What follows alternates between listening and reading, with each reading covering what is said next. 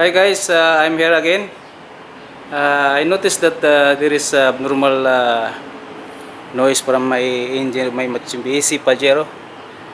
Okay, let's start. You can hear the noise, abnormal noise. Okay, let's start.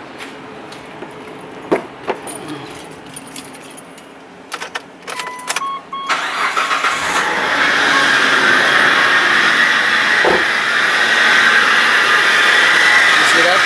You see the noise? Very noisy. And I observed that I think the noise is from the pulley. So we will see. See that? Too much noise. Okay, we'll start.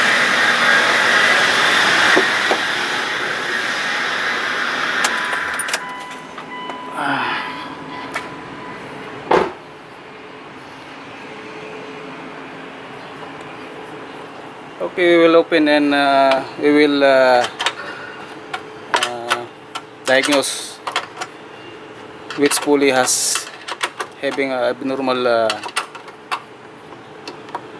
sounds.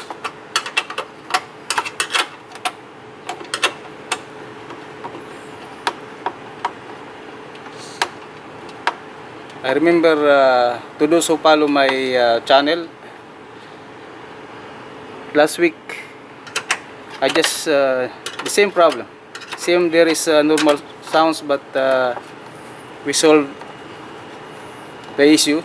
The problem is only the idle pulley.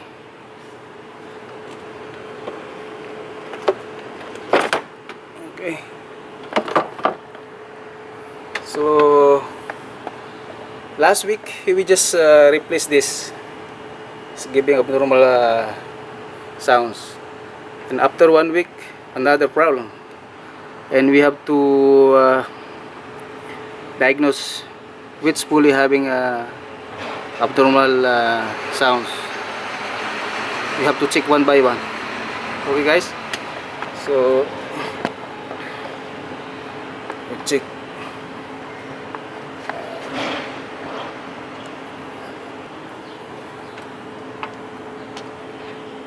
First we lose the belt. Okay, it's put aside, or else here.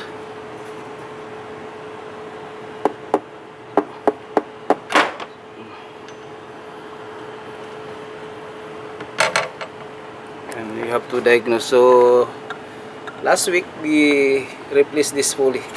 This is new, and this one still okay. See that?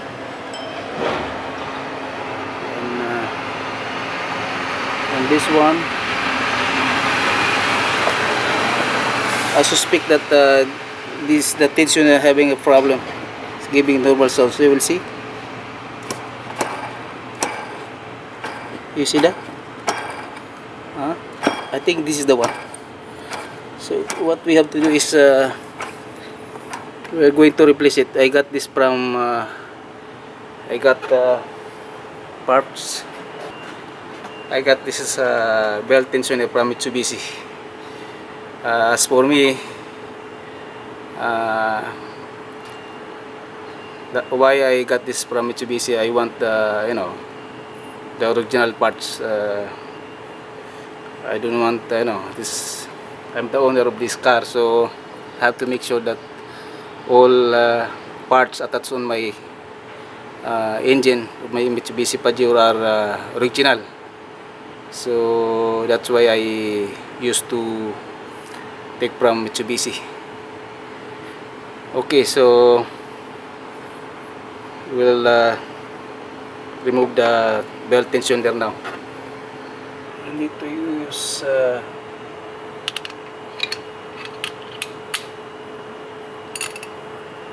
port the spanner.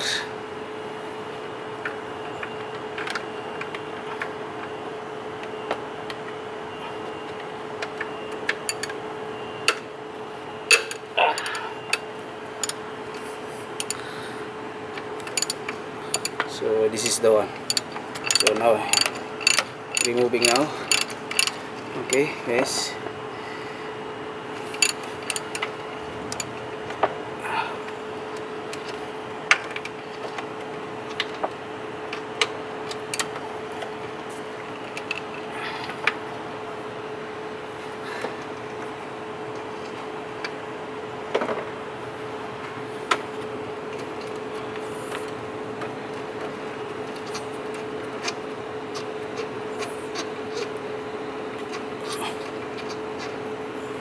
Then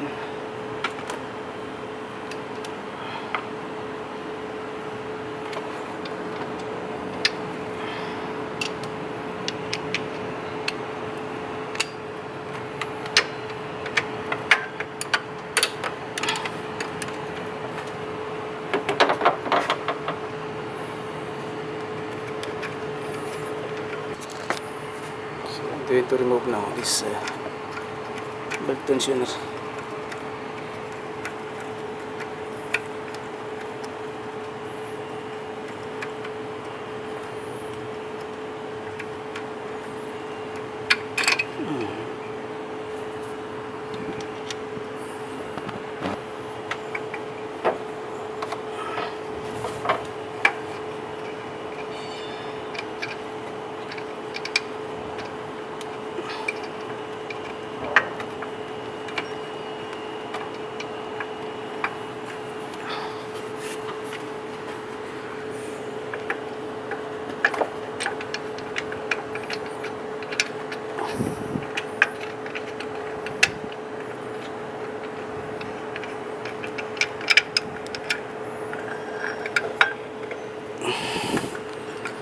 You see guys, this is the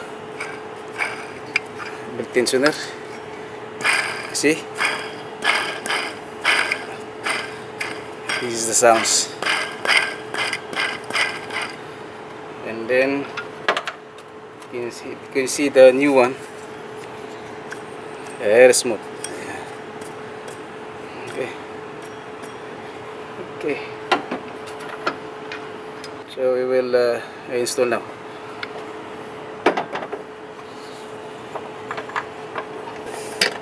By the way guys, if you enjoy watching my video, please subscribe my channel. I'm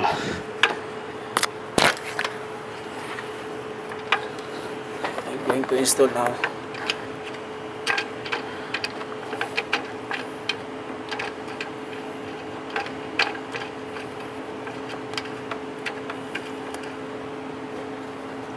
Then wait.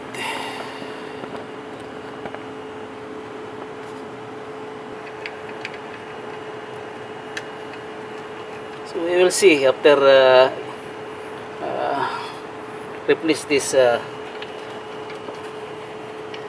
belt tensioner if the sounds will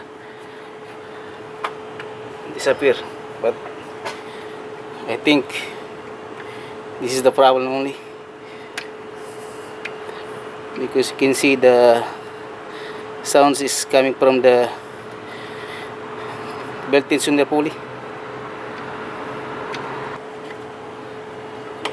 Tight now.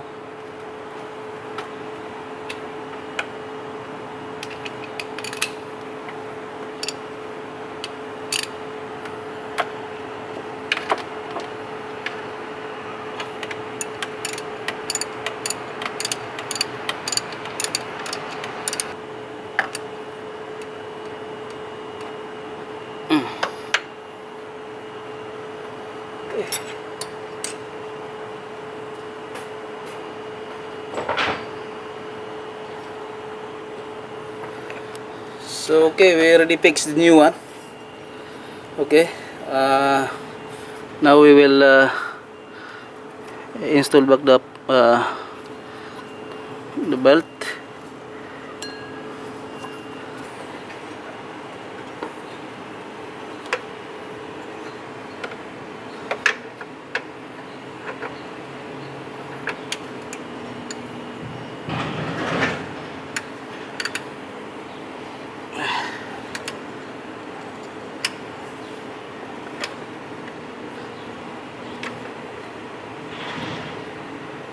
Okay. No. We have to make sure that the belt is aligned properly. Okay. So, okay guys, we already installed this belt tensioner.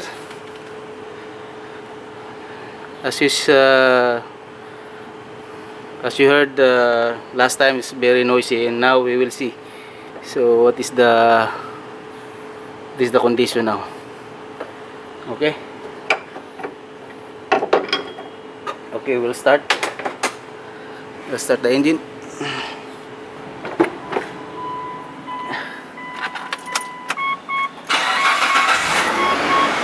Oh, you heard that? Oh, very smooth. No sound. I mean, the noise disappear. Okay guys, thank you for watching. I hope you enjoy my video, but I found this problem. But to diagnose the noise from the pulley, we have to